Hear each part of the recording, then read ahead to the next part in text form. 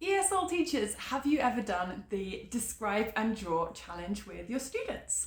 I'm going to show you how to do it right now in the next 3 minutes, and you can also see how terrible my drawing is.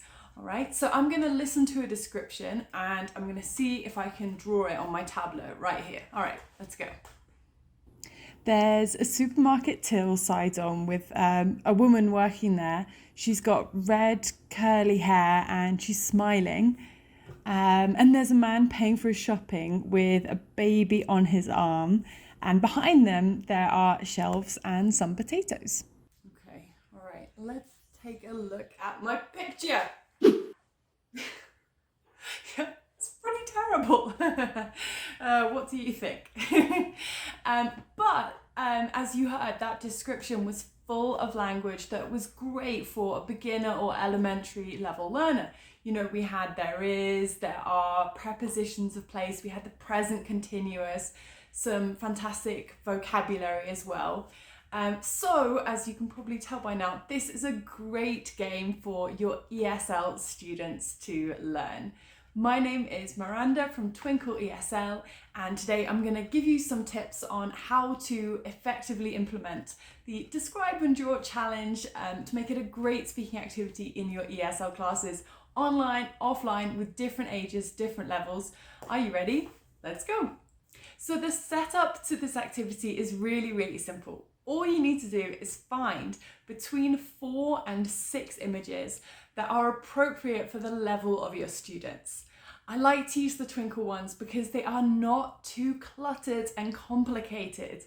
If there are a million things to describe, it's going to take your students hours and it's not helpful or fun. So find something simple and also connected to the topics that you've been studying recently. So if you've been studying adjectives of appearance and clothes, for example, this is the one for you. If you've been talking about going to the beach or holidays, this is a great one. Find something that will fit what your students have been doing recently and what will make sense to their level. The next step helps to ensure that they are using their best level of English. So write up on the board any key phrases or vocabulary that you would like them to use during the task.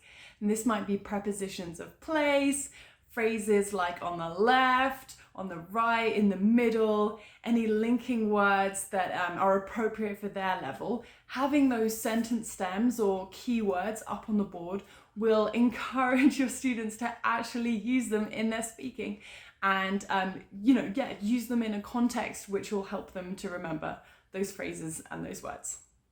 Next up, you need to set the goal for the activity. So tell your students that today they are going to be artists.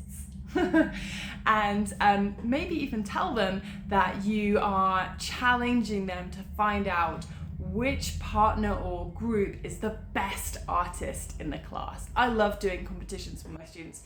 They don't work well with every group, but if it works well with yours, go for it.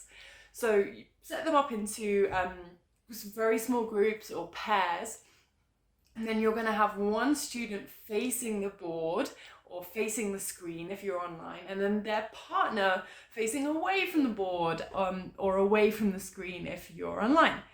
And then give your students a time limit, maybe 1 or 2 minutes, to describe their image as best they can to their partner.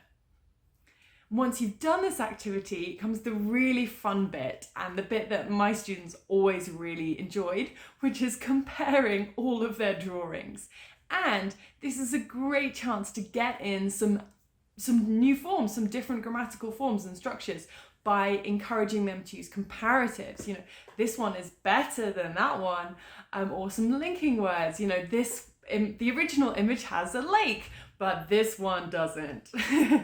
And just getting as much high quality language out of this activity as you possibly can.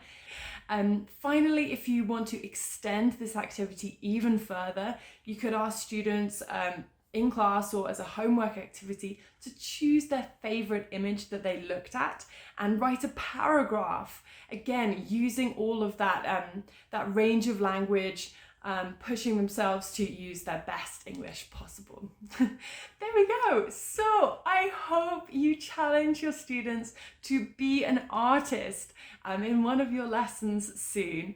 And for more tips and ideas, come to the global home of ESL, that is Twinkle. I will see you there. Bye-bye.